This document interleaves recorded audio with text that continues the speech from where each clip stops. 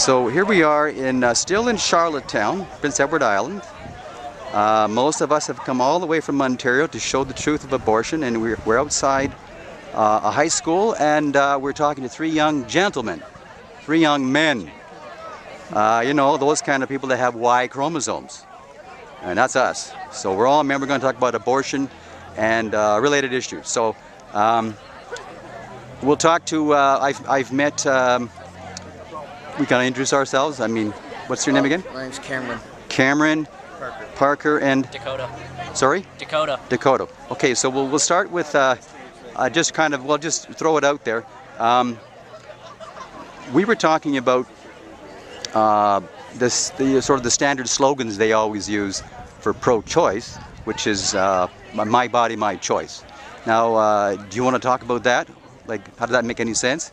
Well, no, I don't really think it does, because I don't think that the fetus is part of the woman's body, because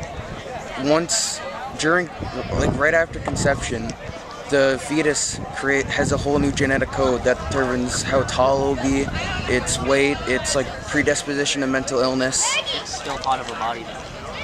Well, I don't think it is. Well, it's still connected in a way to the body, so it can actually still get its nutrients. So in a way, it's still connected to her body, so she still has to carry it, and then later on, 9 months later, she has to give birth to it. So I say it is her body, her choice. So if she gets rid of it, then she doesn't have to worry about that later on. But if she keeps it, well, then that's her choice.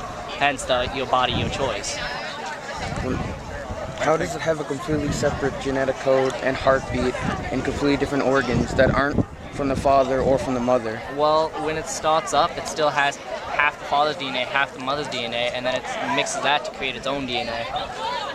So, yeah, its own DNA.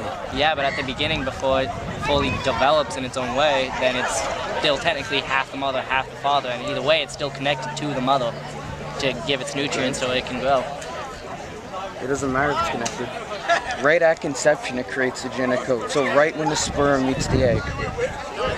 Yeah, but either way, when they're throughout pregnancy, they still have to worry about stretch marks, their belly growing, and having to intake more and more food to feed the fetus, so that it can actually grow into its fully developed body, so it can come out to the world and join us. Do those inconveniences overpower the right of another human life?